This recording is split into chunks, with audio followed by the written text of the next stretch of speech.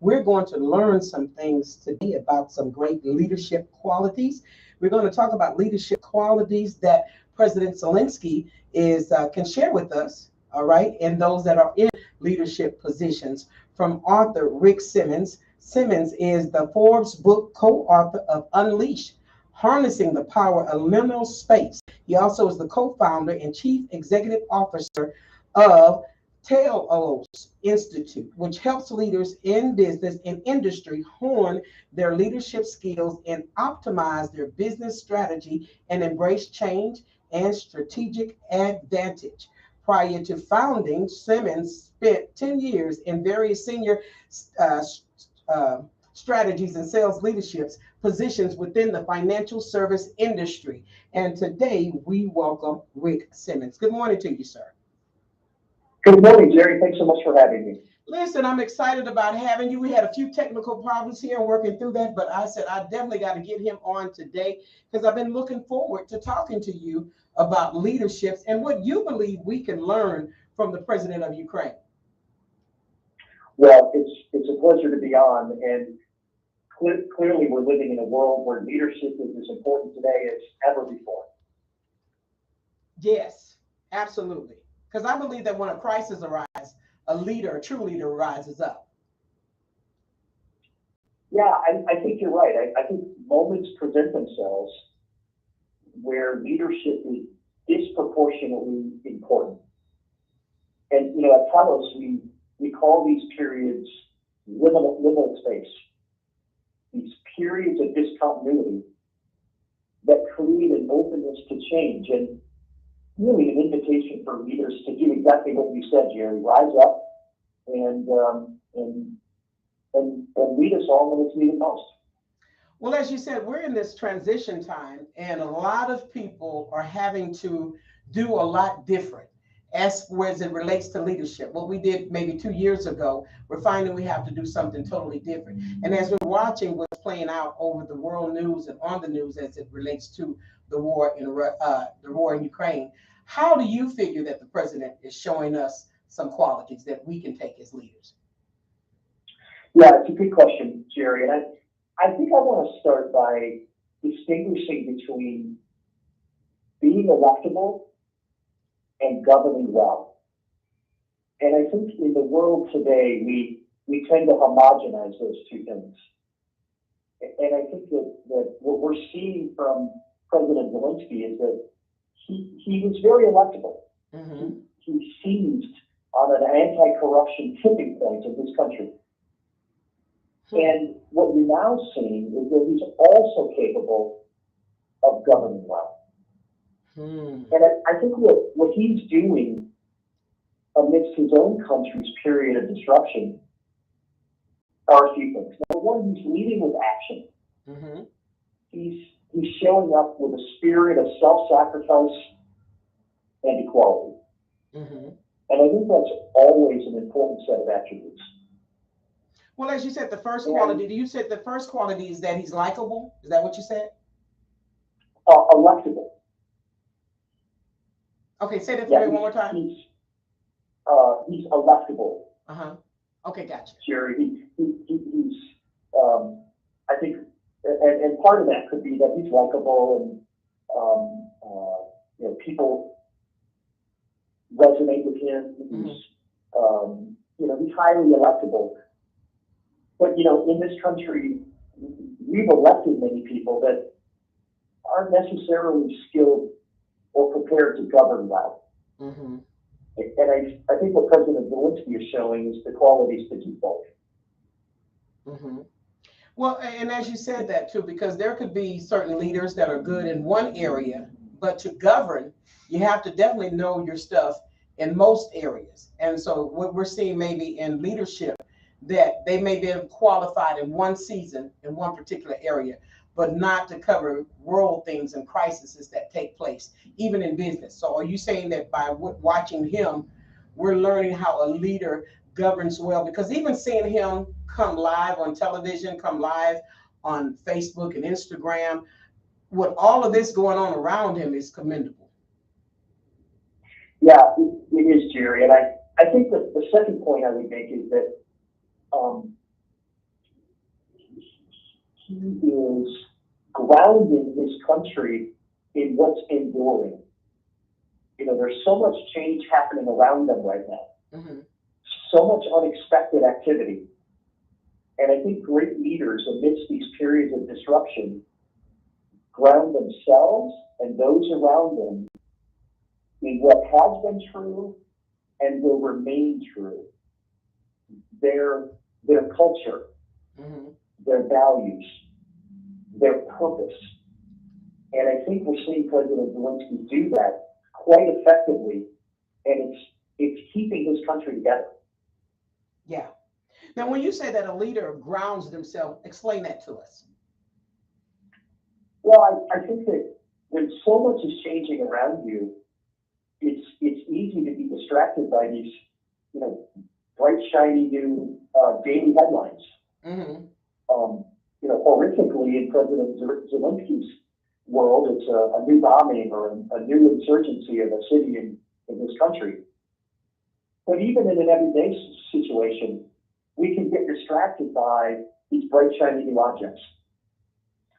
And I think what he's doing is he's keeping them focused on why staying together as a country is so important. Why going arm in arm and resisting what's happening across their borders is so important. And I think it is keeping this country together and why they've been so successful in keeping the Russians at bay. Now, when you say that, because we see the exact opposite as it relates to what's going on with Russia, because we're also hearing that a lot of the soldiers are even abandoning their, their battle gear and leaving. Do you believe it's a lack of communication? Because as you said, Zelensky is telling the people, this is why we're fighting. This is why it's important. And as a leader, it's important to make communication be in communication with the people. Yeah, Jerry, so true. I think that we're seeing the why on both sides of the border is so important. The why that Zelensky is baking into all of his communication has been so important. And the lack of it on the other side of the border is as obvious as well. Well, when you say that, that kind of dispels the myth that most leaders, may have of, I don't have to explain, I'm the leader. Do you say throw that idea out of the window? Yeah, I think it does. And I will say that the thing that makes President Zelensky really distinctive is how multilingual he is. Yeah. And I don't mean just that he speaks Ukrainian and Russian and English, but he's multilingual in the modalities in which he communicates. You just talked about being on Twitter and other platforms. Right. He's multilingual in terms of how he's getting his message out.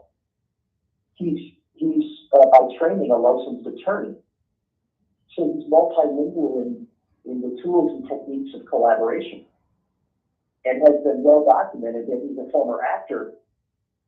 So he's well trained in the positioning and the delivery of key messages.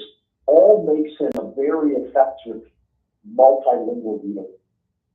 Now, I like that you said that you heard me say earlier about Twitter and all the other platforms to be on, because I know that I was led to go to different platforms and chose not to, and we got blocked off of Facebook. And had I followed the lead of just using my other platforms, I would have been prepared for some things. But I'm glad that that kind of happened in order for me to realize the importance of being on so many different platforms that we're already on and utilizing those platforms, because the message has to get out. As we're seeing what's happening even in Russia, how they're, causing the message not to be able to go out and not allowing the news to come forth and the communication to come forth, and a lot of platforms being taken out. We have to recognize as leaders, it has to be a way that we have to work it to get the message out at all costs, is what you're saying? Yeah, that's right. I think learning is a product of a repetitive message. And I think that getting those messages out on multi-channels, allows us to take in that information in a way that's effective for us. 140 characters might be your optimal mode of digesting that information, but I might need it differently. So I think broadcasting on those various channels is really important. Now, is that hard for those that have been in leadership a long time? As you said, with Zelensky, he was a comedian before this, an entertainer before becoming a president. So some things for him comes naturally of making sure that he has a stage. Do you think that is a hard transition for those that are in that transition of saying, listen, it may have worked this way for the last 40 years, but now we have to move forward in this way? Yeah, I so agree, Jerry. And I think there's a real opportunity here for all of us. Mm-hmm. When I think about President Zelensky, and you said, what comes natural to him, I would say it comes natural to him now because he's taught himself well over a long period of time. Mm-hmm. I think there's an opportunity for all of us to see whatever it is we're doing right now as a period of preparation for everything that comes next. And I think that it's hard to predict what we're doing now, how it can prepare us for what's next. But being a student of our current craft, whether that be a comedian or being a barista or whatever it may be, I think it's an invitation to fully invest ourselves in that, because I'm sure President Zelensky never thought that his career as a comedian would be serving him well now. And I think in much the same way, that may be the case for each of us. I like what you just said about becoming a student of your craft. Elaborate on that a little more for our audience. Yeah, I think the skills necessary to be a successful comedian, to be a successful, I used a barista, someone who's professionally serves coffee, or whatever it is, the skills of awareness, of attentiveness, of empathy, of excellence, transcend any role, any job, or any opportunity that might come to us in the future. And so I think really being studious about that, really drilling down about how to be distinctive in whatever role we're in right now is probably the greatest preparation we can do for everything that comes next. I love that. Tell us a little bit about your institute. So over 15 years ago, my co-founder, Amy Simmons, my wife and partner in all ways, became aware that some of the societal mechanisms of support in this digitally disconnected world had gone away. Mm-hmm. And we wanted to create a venue, a virtual venue for leaders, teams, and organizations globally to continue to evolve their ability to think strategically, lead effectively, and manage change well. And so for the last 15 plus years, we've been working with leaders and teams and organizations around the world to help them do just that. And you said this world of digitally disconnected. Explain that a little bit. Yeah, I think what we're all finding, Jerry, is that these new channels of distribution that we spoke about a few minutes ago create reasons for us not to come together. Maybe we don't have to have Sunday dinner together because I can just broadcast it out on Twitter. I can just text you. You don't have to come over for a barbecue. And I think we've lost some of those more traditional ways of engaging and communicating with each other. And I think we learned a lot from each other in those instances. So we wanted to create a venue for leaders to be able to come together, work together, learn from each other, whether that be through a professional coaching engagement whether it be ways to bring their leadership team together in a meaningful and an accelerated way, or to help them think through how they can communicate with their entire organization in a more meaningful and effective way. And I believe that people basically feed off of one another. If you've got a great group of people that are innovators and they're together, they can kind of feed off of one another. Now, how do we redirect that? Because since the global pandemic, a lot of people have been working remotely, and we've been using Zoom and other things that has brought us back to the digital age. How do you believe that we can get people back together to be able to work in person together, to feed off of one another? Yeah. Well, that's a good question, Jerry. But I will say this. I think that what people crave is meaningful connection. Mm-hmm. And I think that historically we have found that that's more easily generated when we're together, mm-hmm. when we're sharing space. But I think we can be more intentional about asking each other questions that drive more intimacy, that peer into what matters most to each of us, even in a virtual environment. I think we naturally get into those conversations when we're together physically, but I think we can be more effective about prompting those discussions if we can't be in each other's space. So how does that relate to leadership as far as galvanizing people, asking questions for leaders who have, let's say, a minimal staff, and how to build those relationships of trust to produce even greater? Yeah, well, I've long believed, Jerry, that the questions we ask each other mm-hmm. say more about our confidence, our ability to lead well, than any answers to any questions we might give. And it's also true that the questions we ask each other predict the direction of the conversation we're going to have.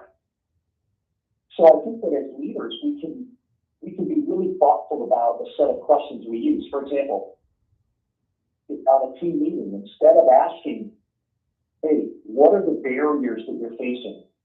What are the anxieties that you're experiencing? We can also ask, how can I help you win in your role? What's been the most important way that you contributed to the organization over the past week? What's the most important thing you need to do in the coming week? Now, those sound somewhat nuanced, but there's a significant shift in those questions that unleash a whole different kind of energy from within us.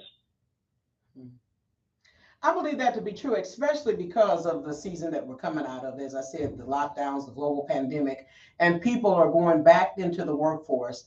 And it's like, let's produce, let's get these numbers. And we really haven't taken out time. Many people have lost loved ones. Many people have gone through some psychological things in this time with seeing everything that's going on in the world. And so in order to make mass production, you would have to talk to the person first to see how. I like what you just said. How can I help you win? Right. Well, and I would add, Jerry, in our book Unleashed that you referenced, we share an equation, a couple of equations in the book. I find it fun to take complex human dynamics and turn them into equations. And one of them is that anxiety equals uncertainty times helplessness. And so I think one of the things we can do as leaders is to focus on the right side of that equation. How can I create more certainty for my team in a world that's filled with uncertainty, by the way? But what can I provide them in terms of certainty? And then I think as you mentioned, coming back to the office, giving our team some sense of control, some degree of domain that they can have over their back to work experience. Mm-hmm. some choicefulness that they can exercise in an environment that feels like they don't have a lot of choices. That can help manage the left side of that equation. Well, do you think that has to deal with the great resignation? Why so many people are not going back to work? Why do you believe that's the case? Well, I think like most things, Jerry, that's multifactorial. Mm-hmm. Meaning, I think this disruptive period Mm-hmm. has caused people and given them the luxury of time to say, wait a minute, why am I working 70 hours a week? In service of what? And so I think there's a fair amount of people that have had the time to ask themselves that question. I think there's other folks that I would say are engaged in what I would call the great recontracting. Mm-hmm.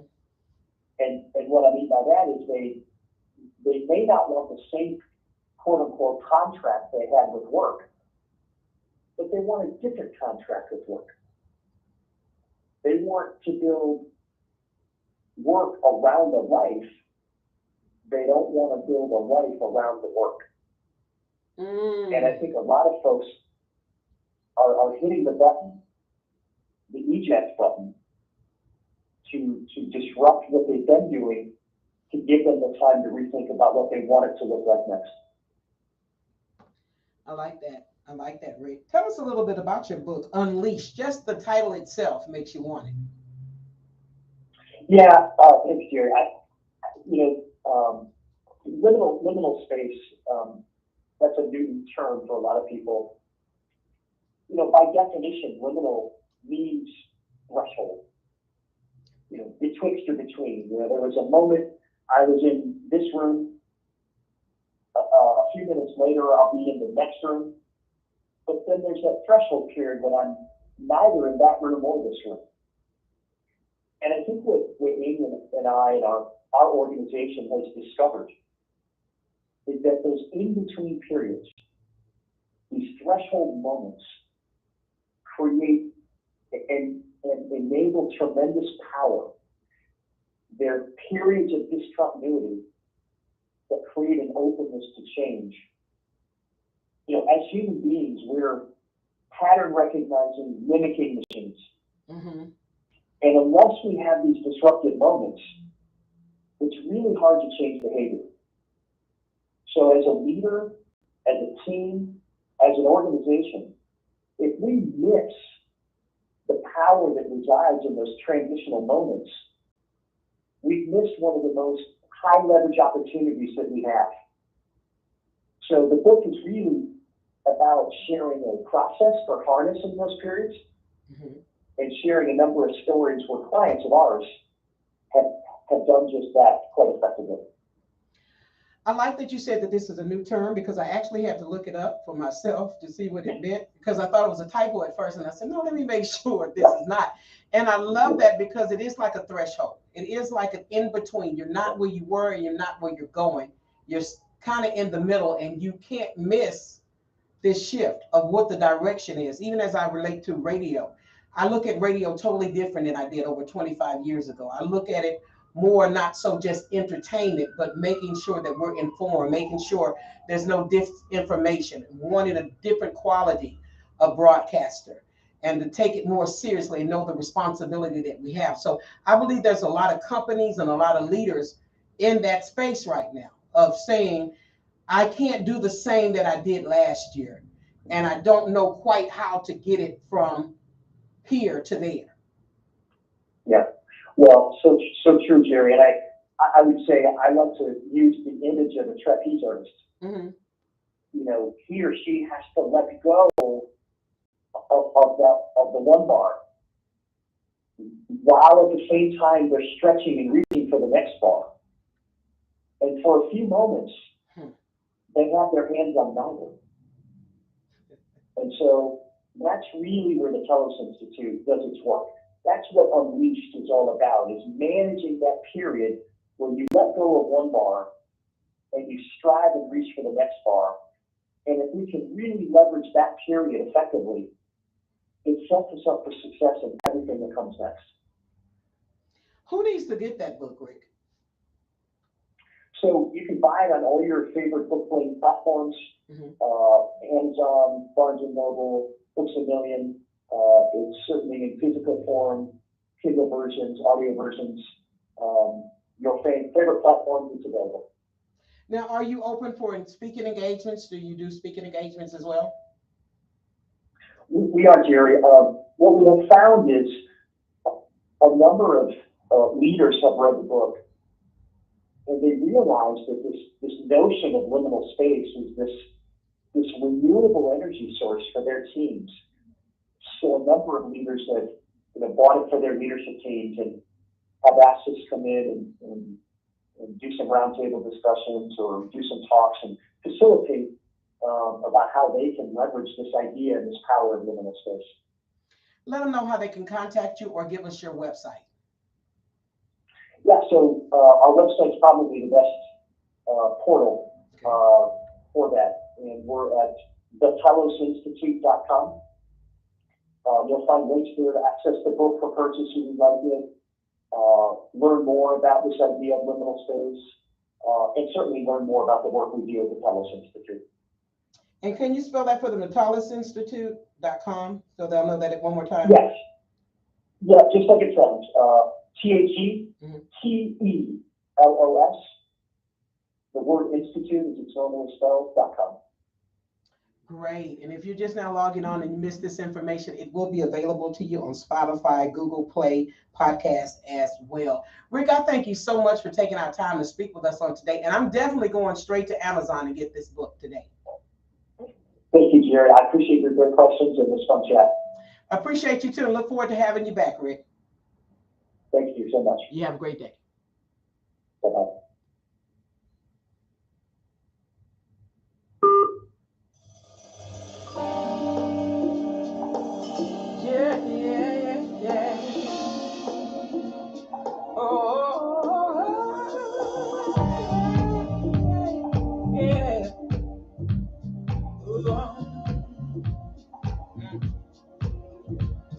I'm glad.